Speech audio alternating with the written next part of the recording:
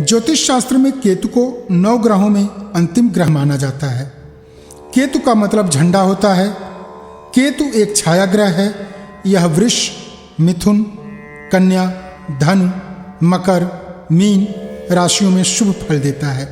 इसका श्रेष्ठ घर 3, 6, 9, 10 तथा 12 है। यह 5, 9, 12 में उच्च तथा 6, 8 में नीच का होता है। शुक्र, राहु इसके मित्र तथा चंद्र, मंगल इसके शत्रु ग्रह हैं। केतु अच्छाइयों का देवता तथा यात्रा का स्वामी होता है। कुंडली के 12 घरों में केतु का फल इस प्रकार होता है। कुंडली के पहले घर में यदि केतु शुभ राशि का हो तो जातक परिश्रमी तथा धनी होता है।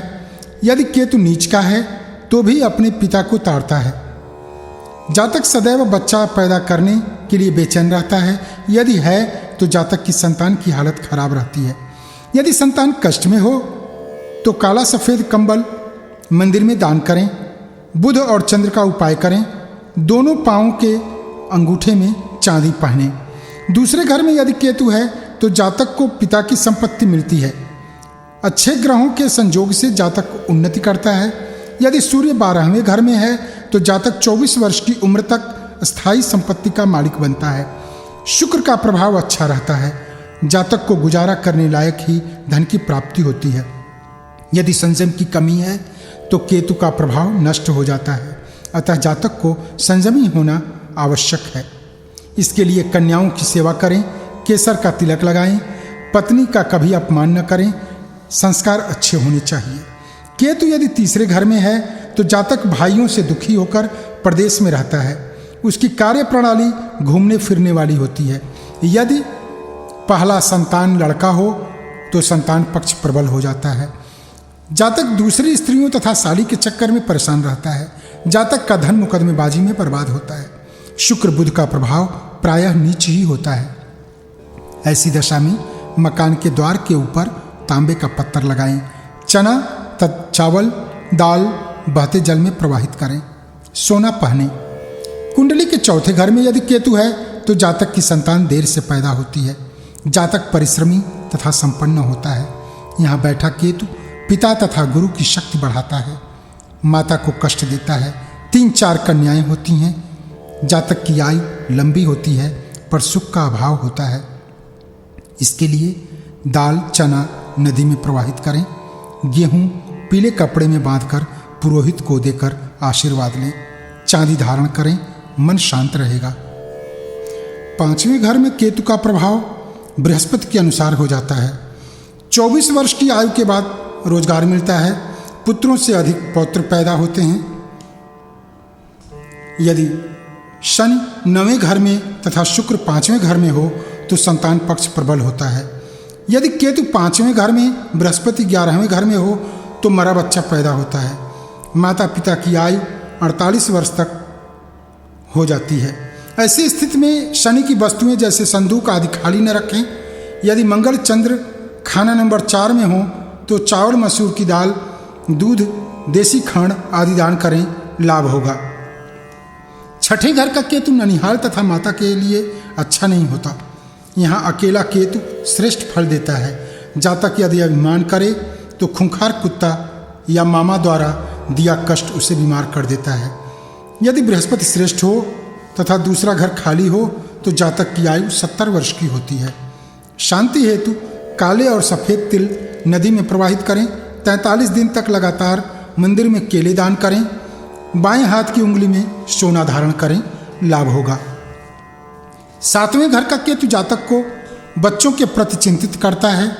संतान के बढ़ते उम्र के साथ साथ जातक की आमदनी बढ़ती है।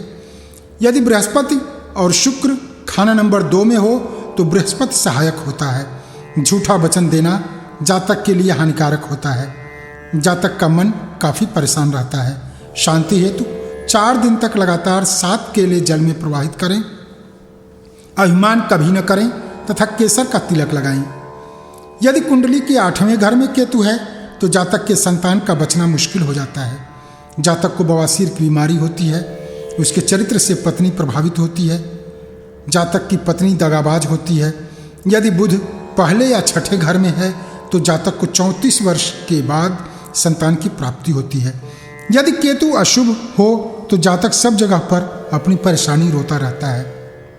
ऐसी स्थिति में सफ़ेद काला कंबल मंदिर में दान करें। हर बृहस्पतिवार को 2 किलोग्राम दाल मंदिर में दान करें। कान छिदवा कर सोना धारण करें। 9वें घर में यदि केतु है तो जातक भाग्यशाली, आज्ञाकारी तथा परोपकारी होता है। वह मानवता को धारण करने वाला, भरोसेमंद, संपन्न तथा धन संपत्ति में वृद्धि करने वाला होता है। जातक की 3 औलादें होती हैं। राहु तृतीय में होने के कारण संतान को कष्ट होता है। ऐसी स्थिति में गणेश की पूजा करें, सोना धारण करें, पिता एवं पुरोहित का आदर करें तथा घर में कुत्ता पालें।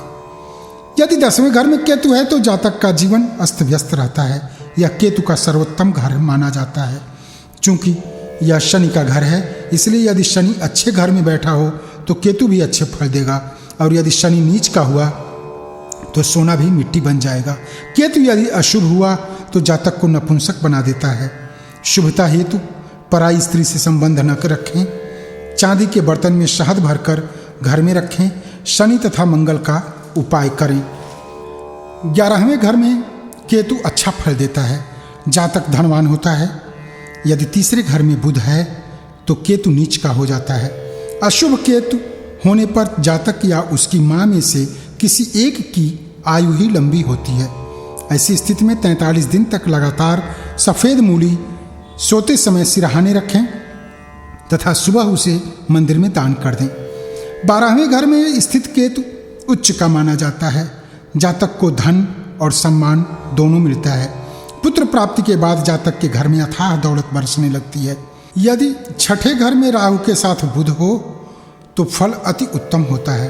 खाना नंबर 2 के ग्रहों से केतु की पहचान की जा सकती है। ऐसी दशा में गणेश की उपासना करने, दूध में शक्कर मिलाकर उसमें अंगूठा भिगोकर चूसने तथा घर में कुत्ता पालने से कल्याण होगा। संतान कष्ट होने पर राहु का उपाय करने से लाभ होगा।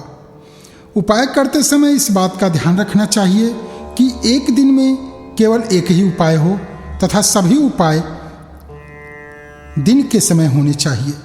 किसी एक उपाय को 40 या 43 दिन तक करते रहना चाहिए। उपाय कोई भी हो, आवश्यकता है श्रद्धा और विश्वास की, क्योंकि विश्वासकम फलदायकम